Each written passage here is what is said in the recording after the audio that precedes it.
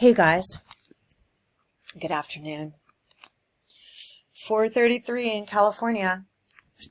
Oh man, I've been getting some harassing phone calls, threats and such.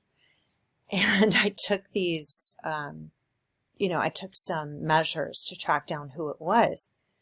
And it's coming from an organization in New York. It's just very odd. I want to show you guys this weird. They're breeding people under this law. A call for federal regulation of byproduct disposal by the equine industry. This article discusses the thousands of foals born each year that are bred for industrial purposes. Okay, that is what they did to my genetic materials. Those are going to be bred for industrial purposes, and they have no rights. So these foals must then be disposed of as unwanted byproducts. PMU mares are bred to collect urine rich with hormones used in the production of a drug to treat menopausal symptoms. I'm not sure how to read this. Nurse mares are bred to produce milk to feed foals other than their own. If adoptive homes cannot be found quickly, both industries dispose of their equine byproducts by slaughtering the foals and sometimes the mares for profit or convenience. So they tried to change this law, and it was only changed for a little bit. And then now it says, the industry largely self-regulated by more than 50 breed and color associations active in North America. Common among association bylaws and regulations is humane treatment of horses. They're not treating these horses humanely because these horses are not horses. They're pets that are actually people. That is what I believe. Because we are animals. If you read the Animal Welfare Act, it says the only ones. It says for several decades, the United States government has attempted to protect horses, chiefly by passing 3 statutes: the Animal Welfare Act, Wild Free Roaming Horses and Burros Act, and the Horse Protection Act. The several states also have an animal anti-cruelty statutes, many of which specifically protect horses, some of which define horses as either livestock, that's people, or pets, also people. The Animal Welfare Act was originally only protected laboratory animals. Several amendments broadened the scope of this act by adding protection for other types of animals, and specifically prevented dog fighting. However, the act does not protect horses used for anything other than research. That means if they're used for slaughter, they're not protected. If they're used for rape, they're not protected. If they're used for breeding, they're not protected. This article calls for further amendments to the Act to provide 2 additional protections. First, direct the United States Department of Agriculture, USDA, supervision over PMU and nurse mare foals. Nurse mare farms. And second, protection for the mares used by the industries and the foals they produce. Oh, God. It's scary what they did to my children. I don't know where they are. I don't know what they're doing to them. But this is sick. So this, again, is regulated by the Department of the Interior. Remember, BLM owns the confusion herd. For several years, Interior banned slaughter. But in 2004, one enterprising legislator slipped in an amendment to a general spending bill and lifted the ban, the moratorium on slaughter. As a result, scores of wild horses went to slaughter. The resulting public outcry and response by Congress not only reinstated the ban against slaughter, but also banned equine slaughter in the United States altogether for a limited amount of time.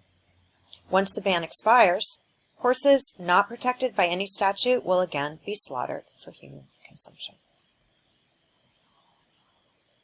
Consumption has a wide legal meaning under the U.S. Code 881, the Comprehensive Drug Act, where they're making drugs out of people, claiming the people are trafficking, and they bring the charges against the property itself. The Horse Protection Act is specific to gaited horses that are sored by chemicals in order to give them an advantage in the show ring. The Act provides penalties for owners and trainers who participate in the practice. However, the Act does not protect horses other than gaited show horses. Now, when we saw Jennifer Lawrence say that she was a show horse or show pony, she's protected.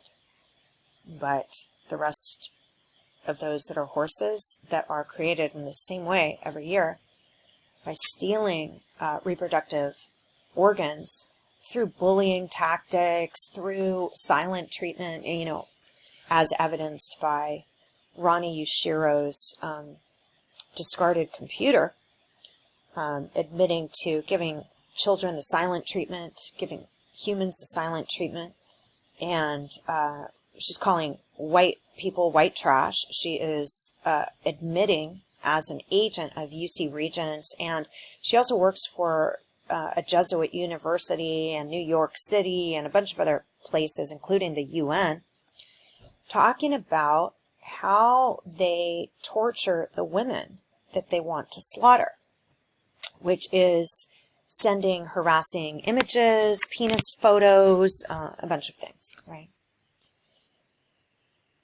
So with all these protections, two sectors of the equine industry managed to gallop through a giant loophole in federal and state regulations and produce thousands of fools because their definition of a horse is not a horse. These fools and the mares which produce them are the subject of this article. This article first discusses the Animal Welfare Act and subsequent amendments thereto, with a focus on the treatment of horses. Next, the article examines the Wild Free Roaming Horses and Burros Act and analyzes its impact on saving wild horses from slaughter. Third, the article studies the Horse Protection Act and how it has attempted to put an end to the practice of soring gaited horses. Efforts currently before Congress to make horse protections more permanent are also noted, followed by a look into two main industries that rely on byproduct foals for profit. The decline of these industries and the resulting horse overpopulation is also given great attention. Finally, the article offers recommendations for amending various animal protection statutes to better protect horses used in industry. I don't know when this was produced. It does not say. Oh, 2006. So I'm sure a lot has gone down, right?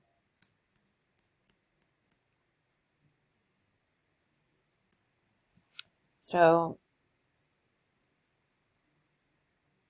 many ranchers think of horses as productive livestock rather than pets or companion animals. When the ranchers involved in the PMU slowdown could not sell the urine, they simply sold the horses to the highest bidder. Often, that was slaughterhouses. Rescue organizations received some help from Wyeth itself, which set aside $3.7 million to subsidize transport. However, transport is not the issue. The horses needed feed, farrier services, a place to live, and possibly veterinary care. So they're calling people horses, guys. I mean, again, they go to the American College of Obstetrics and Gynecology, recommended that every postmenopausal woman should be on replacement hormones for the rest of her life unless she had a compelling medical reason not to be. Why is this in here? Why is this in here when talking about horses? It's very weird. Barr then ran into a major legal glitch. Wyeth had already sued Natural Biologics, claiming Natural Biologics stole trade secrets. Non-confidential, blah, blah, blah, finding the facts. This is about getting the cruelty of animals, where people think they're people, but they're being designated animals. Detractors of Premarin assert that PMU mares are bred each summer, and for the last 6 months of the pregnancy, the mares are kept in stalls and wear a device that resembles a rubber diaper. crossed with a drain hose. The mirrors remain in fixed positions and get little exercise. The urine collection bags strapped over the mirrors' urethras are bulky and may lead to infected sores. Okay, some of it will sound like horses, but you have to read through everything that it says. Remember how they define horses. So, remember, plant-based diets have to do with plants where they slaughter the horses. And again, BLM allows sales if buyers sign statements pledging to provide humane care for the animals and promising not to sell them for slaughter. But they're also using these, through the conservatorship, they're in charge of your sexual conduct, meaning they hire men to infiltrate your life, or they have no interest in creating a family with you. They have interest in harming you. They're very sick. So the AWA, with the Food, Agriculture, Conservation, and Trade Act, protecting dogs and cats at shelters and other holding facilities before sale to dealers. However, it did not affect horses. So they're calling you horses. Yes. It's really sick. It says the AWA protects a dead hamster, but not a live horse, used for anything except research purposes. So in that document I found, the iStar document, it says they were going to do these injuries to people. Let me show you. This is going through USC. There's the butterfly that means a lot more than we originally thought. TES study. It's a spine study where they traumatize the person that's not coming in. And Kenji Inaba has an LAPD designation, and he goes in after somebody at, probably Chief Moore, one of his principals, takes out a permit to do these criminal acts to what they're calling horses. Right, required approvals. Look, doesn't say where the parent campus is because they hide it. They get the approval through USC, which is one of the most dirty universities there is. And then they basically sell people off for collaborative efforts, for a bunch of other universities come to Lasky Clinic and injure the women, calling the women horses. I have some evidence that's very disturbing, and I haven't told anybody about it yet. I've been trying to contact somebody about it, and anyway, I just want to show you this. Research involving materials that have been collected, that's meat and bone and eggs and ovaries, or will be collected solely for non-research purposes. Do you see how they're using the loophole in the law to injure women's reproductive rights? USC has been doing this for years, and then people sue, and then they try to destroy the person's life. I mean, if you saw some of these death threats and, things that I got to my phone, and then how I find out where they work. Look, LAC USC. That is a county program where they're slaughtering women, pretending that women are horses. And they're taking out their reproductive rights and organs. And then they also are doing this under federal law, like federal FBI law, where I told you about the access to clinics, where the FBI can come in to access, it's the gun law, FBI access to clinics. They've made it a federal crime, right? Schumer, freedom of access to clinics. It's called FACE Act violations. Dr. David Gunn, a physician who provided abortion service, was murdered, so then they made it illegal to prevent access to any clinic. That is why it's so dangerous for you guys to go into a clinic that is private. You need to go to a hospital because it's not designated a clinic, right?